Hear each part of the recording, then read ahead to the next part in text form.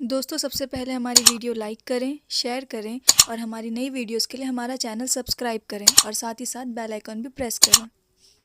ओम श्री गणेशाय नमः। नमस्कार मित्रों, बहुत बहुत स्वागत है आप सभी का हमारे YouTube चैनल में।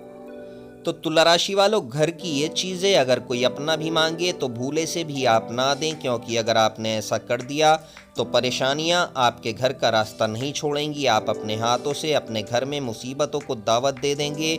जी हाँ दोस्तों, आज की इस वीडियो में हम आपको बताने वाले हैं एक ऐसी चीज़ के बारे में जिनको यदि भूले से भी आप किसी को दे देते हैं तो मुसीबतें और समस्याएं आपका घर का रास्ता नहीं छोड़ेंगी, आपका पीछा नहीं छोड़ेंगी। तो दोस्तों, वीडियो शुरू करने से पहले आप सभी से मेरा छोटा सा निवेदन है, अगर आप चैनल पर नए हैं, हमारे चैनल पर पहली बार आए हैं और आपकी भी राशि तुला है तो हमारा चैनल सब्सक्राइब जरूर कर लें, साथ में बेल आइकन भी दबा दें ताकि आपको हमारी हर वीडियो की नोटिफिकेशन समय से मिल सके। दोस्तों, इस वीडियो पर एक लाइक जरूर करें। कमेंट बॉक्स में सच्चे मन से जय शनिदेव लिखना ना भूलें, क्योंकि आप लोगों का जीवन शनिदेव की कृपा पर चलता है। तो वीडियो पर लाइक और कमेंट जरूर करें, कंजूसी बिल्कुल ना करें। दोस्तों, हम यहाँ पर बात कर रहे हैं तुला राशि की और आज की इस वीडियो में हम आपको बताने वाले हैं कि अपने घर की ये एक चीज़ आप किसी को भी ना दें, चाहे हो जाए किसी भी हाल में। आपको ऐसा नहीं करना है, चाहे कुछ भी हो जाए, क्योंकि इससे आपके जीवन में समस्याएं बढ़ सकती हैं। तो आइए जानते हैं आखिर इसका क्या मतलब है, कौन सी वो चीज़ है जो आपको किसी के बहुत मांगने पर भी नहीं देनी है। देखिए, सबसे पहले हम आपको बता देते हैं कि हमारा देश जो है 4 धर्मों में बटा हुआ है, जैसे कि हिंदू, मुस्लिम, सिख और ईसाई। जी हाँ दोस्तों, चाहे इन धर्मों के नाम अलग अलग हैं, लेकिन क्या आपको पता है कि इन चारों धर्मों में एक चीज़ सामान्य है और वो चीज़ है दान देना। जी हाँ दोस्तों, तरीका अलग अलग है, नाम भी अलग है, लेकिन मतलब वही एक है, क्योंकि हर धर्म में ज़रूरतमंदों को दान देने की परंपरा बहुत पहले से चली आ रही है। जी हाँ दोस्तों, आपको बता दें, सिख धर्म में दान को द्रव्यसंद के रूप में माना जाता है और वहीं मुस्लिम धर्म में दान को ज़कात कहा जाता है।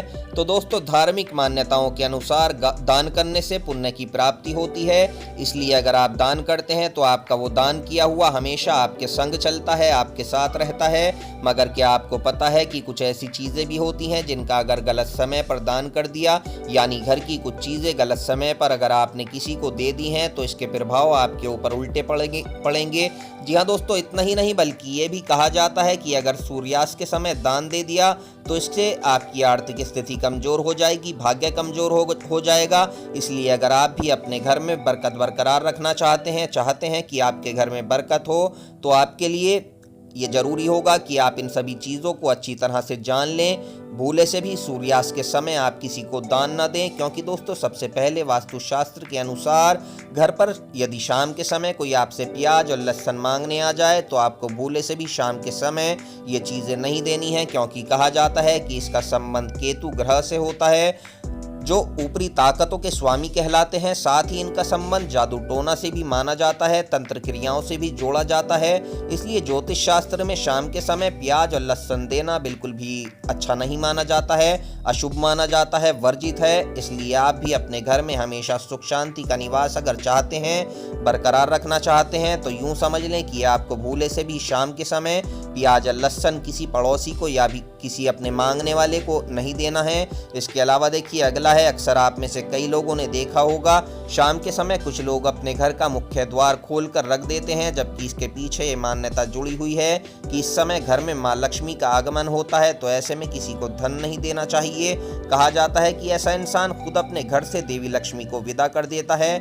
दोस्तों, बात समझने वाली है, क्योंकि शाम के समय एक और जहां हम अपने घर का दरवाज़ा खुला रख रहे हैं कि घर में माँ लक्ष्मी का वास हो जाए, तो वहीं दूसरी ओर हम क्या कर रहे हैं, अगर उसी समय कोई दूसरा व्यक्ति धन लेने आ जाए और आपने भावुक होकर उसको धन दे दिया है, तो इसका मतलब यही होता है कि आपने लक्ष्मी जी को अपने घर से खड़े खड़े विदा कर दिया है। दोस्तों, समझदारी वाली बात यह है, हम जानते हैं कि आपको समझ आ रही होगी, इसलिए देखिए, आपके लिए अच्छा होगा आप शाम के समय किसी तरह भी किसी को कोई दान ना दें, किसी को कोई पैसा ना दें। इसके अलावा देखिए, पैसा भी लक्ष्मी जी का रूप होता है।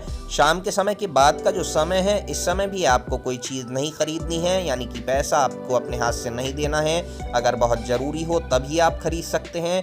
ऐसा भी माना जाता है जिन लोगों का गुरु बलवान होता है, शुभ होता है, उन्हें गुरुवार के दिन किसी को भी हल्दी नहीं देनी चाहिए, खास तौर पर शाम के समय। जी हाँ दोस्तों, अगर आपने ऐसा कर दिया तो इसके कारण आपका गुरु कमज़ोर हो जाएगा और इससे धन में आपके कमी आ जाएगी, पैसे की बरकत खत्म हो जाएगी। इसलिए आप इस बात का ध्यान रखिएगा।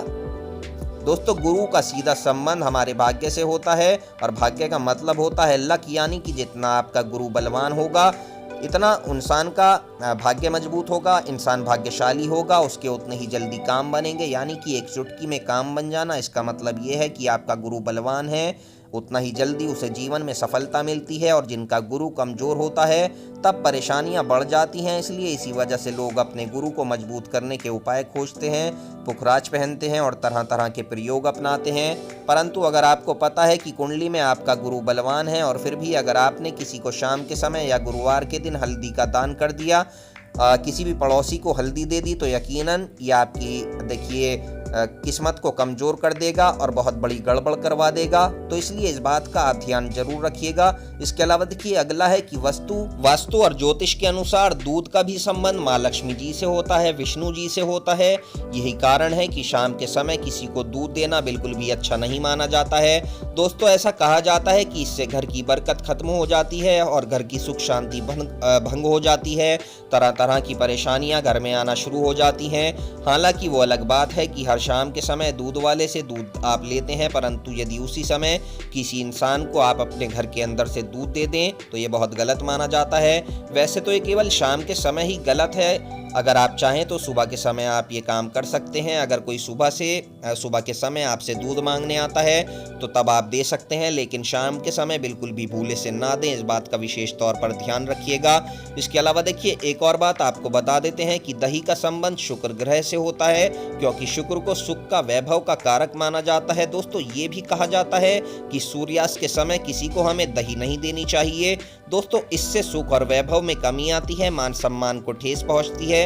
इसलिए एक सुखी इंसान जिसके जीवन गाड़ी बड़ी अच्छी तरह से चल रही हो, तो वो ये कभी नहीं चाहेगा कि उसके घर में किसी भी प्रकार की समस्या आए, क्योंकि उसने यहाँ तक पहुँचने के लिए दिन रात एक की है, मेहनत की है। लेकिन क्या होता है, कुछ क्षणों में वास्तु दोष या ज्योतिष शास्त्र के कारण उसके जीवन में परेशानियां अचानक से आ जाती हैं, किसी न किसी वजह से दस्तक दे देती हैं। लेकिन इसके पीछे की मेन वजह ये होती है कि ये हमारी ही कुछ छोटी छोटी गलतियां होती हैं जिनका नतीजा हमें देखने को मिलता है। जी हाँ दोस्तों, विभिन्न पुराणों और ग्रंथों में ये भी कहा गया है कि पात्रों का दान आपको कभी नहीं करना चाहिए, लेकिन साथ में ये भी कहा गया है कि दान ऐसा व्यक्ति को देना चाहिए जो उसके योग्य हो। यानी कि दान हमेशा किसी ज़रूरतमंद को देना चाहिए, ऐसे को नहीं देना चाहिए जिसको ज़रूरत नहीं है, बल्कि ऐसे को देना चाहिए जिसको हकीकत में ज़रूरत है, जिससे वो संतुष्ट हो सके, उसके कोई काम आ सके। क्योंकि ऐसा हो सकता है जिसको आप दान कर रहे हैं वो आपकी वस्तु का उपयोग ही ना करे, क्योंकि उसको ज़रूरत ही ना हो।